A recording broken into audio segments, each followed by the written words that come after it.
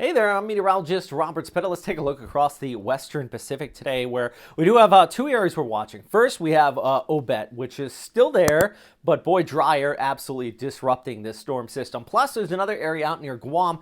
Definitely want to watch out for a possible tropical development heading into next week. Still a lot of questions on that one. How about Obet, though? Still got inflow coming around the backside of that, hitting the east coast of Taiwan through our day here on Saturday, and even heading into Sunday, we're still going to be seeing that northerly wind kick off towards Taipei. But the storm is going to continue to track towards the southwest, passing south of Hong Kong and weakening out, much like what we did see with Nesat, also known as Naing here in the Philippines. Good news, that storm did not bring the torrential flooding rains to northern areas of Luzon as there was possible. Still did see some areas with landslides, but it was mainly in locus up into the mountains due to that orographic lifting. But now that system is moving on. We take our attention further towards the south and east, where we do have this area located towards the south and west of Guam. And at least at this time, broad area of convection, not terribly organized. ASCAT imagery actually shows kind of that broad circulation in there. And this is the other thing I do want to mention is the overall background flow does keep this moving off towards the west, south of the Westpac High. What does that mean?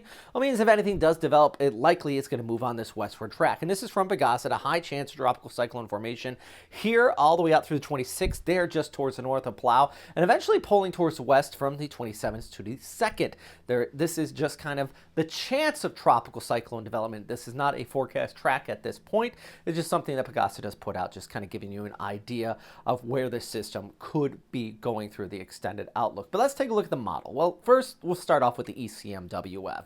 Now, I know a lot of you do look at the guidance and you compare back and forth, but one thing you do want to keep in mind, like I mentioned, with that overall background flow, we have this high pressure area towards the north, so this is likely going to track west, and we have the cold surge. So I know there is a scenario where this could turn northerly, but I just don't really see it happening just because of the mere fact that high pressure area and that surge is remaining in place. That is going to allow this to stay kind of westward towards Visayas and southern Luzon. And given the reputation of the Philippine Sea, no one is saying this will be a typhoon just yet, but I'm going to take this and let's put it on the board for a possibility. It really, I get nervous in this area of the Philippines, to be quite honest, because once you get a little bit of organization, these spin up pretty quickly. That's not hype. That's just the reputation of the area. I try my best to give you guys the accurate information as much as possible. Right now, broad circulation. This is going to get impacted by wind shear. Nothing screams typhoon, but you just know the reputation off of it as of late, too, just because of the very warm sea surface temperatures out there. We're in the middle of a La Nina. Sea surface temperatures are already above average, so this area of the Philippine Sea always gives me a bit of concern. Just take a look at the rainfall totals, as this pushes off towards the west, definitely going to be stacking up here. So here's a look at, kind of my thoughts on where this could go.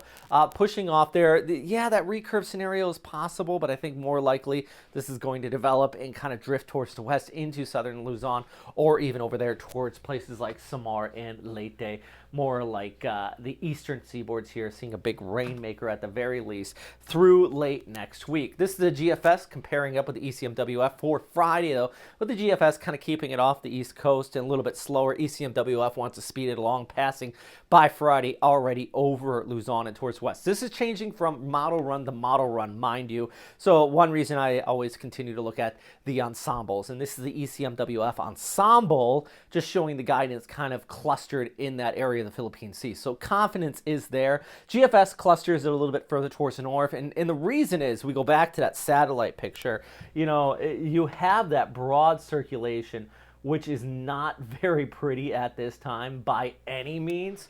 So what we're seeing here is basically that low pressure area is stretched out. And I think the GFS is trying to pick up on it further towards the north. ECMWF is further towards the south.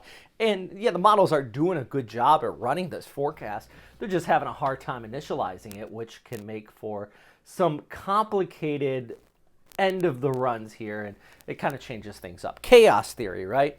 So scattered showers across Guam in our forecast, really in the near term. Still early, but likely this is going to develop. I keep on saying it's still early, but really is. So I think everybody in the Philippines should continue to watch this as it pushes towards the west. Speaking of Guam, yeah, you still have that easterly flow. It's going to remain in place likely over towards Sunday and into Monday.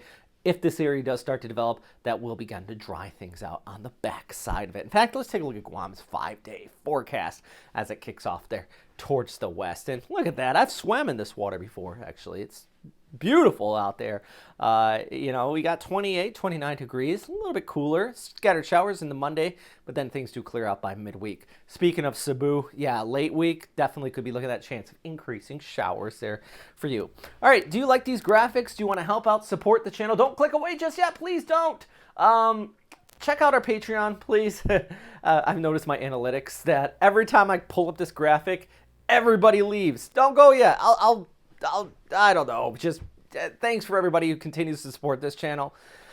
$2, $6, or $10 a month. You can keep these great graphics going and these updates going. So that's all for today. If you have any questions, comments, or suggestions, as always, stay safe out there.